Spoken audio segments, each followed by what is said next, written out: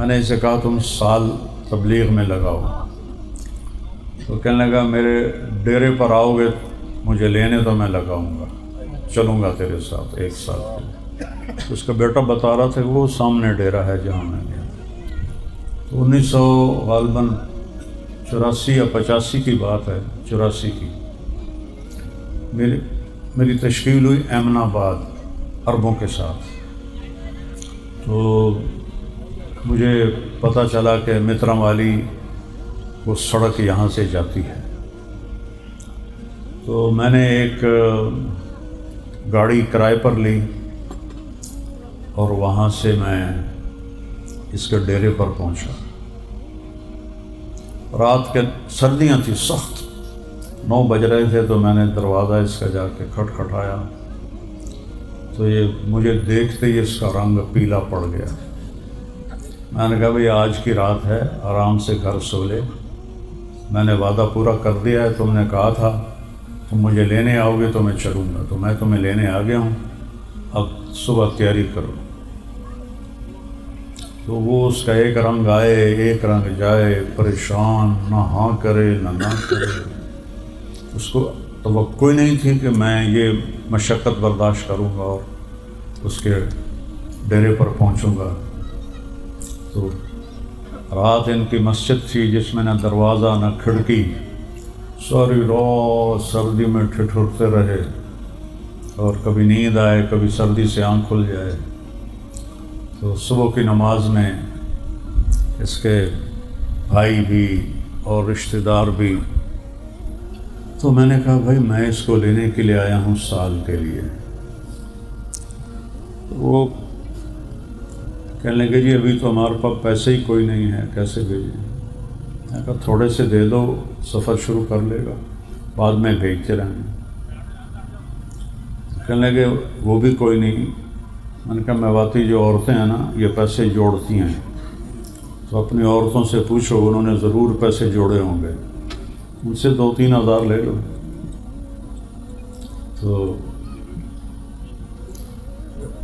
تمہارے دادا زندہ تھے اس وقت؟ ہاں وہ بھی زندہ تھے۔ وہ بھی سفارش کرنے لگے کہ ابھی چھوڑ دو، ابھی تو اس کی نئی شادی ہوئی ہے۔ میں نے کہا میں تو زور نہیں لگا رہا ہوں، میں نے تو اپنا وعدہ پورا کیا ہے، اب اس کی مرضی ہے یا اپنا وعدہ پورا کرتا ہے تو ٹھیک ہے، نہیں تو میں واپس چلا جاؤں گا۔ تو اب سارے اس کے بھائی چچا زاد سارے آ کے میری منتیں کرنے لگ گئے، ابھی چھوڑ دیں، ابھی نہیں جا سکتا۔ میں کہا بھائی میں تو بیٹھا ہوں۔ تو آخر مجھے وہ نا برا بھلا کہنے لگا، آ گیا میرے گھر مجھے پکڑنے کے لیے، اور اپنے آپ کو گالیاں دینے لگا کہ میں نے کیوں ہاں کی تھی تمہارے لیے کہ تو آئے گا تو میں سال لگاؤں گا، میرا یہ ہو جاتا میں یہ نہ کہتا، یہ ہو جاتا میں یہ نہ کہتا، میں نے کیوں کہہ دیا۔ آخر اللہ نے اس کو ہدایت کا راستہ دکھانا تھا، تیار ہو گیا۔ جب اس کو میں گاڑی میں بٹھانے لگا تو زور زور سے رونے لگا۔ تو اس کے بھائیوں نے اور رشتہ داروں نے پوچھا کیا ہوا ہے؟ تو ایسے کرے، یعنی 1 سال کے لیے جا رہا ہوں، ایسے ایسے کرے اور رو ہی جائے، ایسے ایسے کرے رو ہی جائے، بولا نہ جائے اس سے۔ میں نے بٹھایا گاڑی میں، پھر میرے اوپر چڑھائی کر دی۔ میں نے کوئی سال نہیں لگانا، بس میں چلا لگا کے واپس آ جاؤں گا۔ میں کہا ٹھیک ہے کوئی بات نہیں، چلا لگا لو، یہ کون سا فرض ہے سال لگانا۔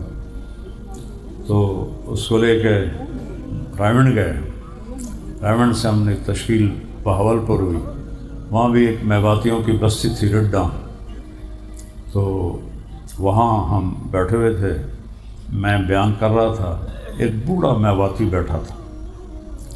تو یوسف تو پہلی دفعہ نکلا تھا، اسے تجربہ ہی نہیں تھا بھئی کس کو کیسے دعوت دینی ہے۔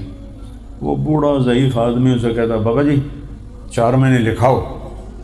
انہیں ایک تھپڑ اس کے منہ پہ مارا، میرے منہ میں دانت نہیں، تو کہتا 4 مہینے لکھاؤ، تو کیوں نہیں جاتا؟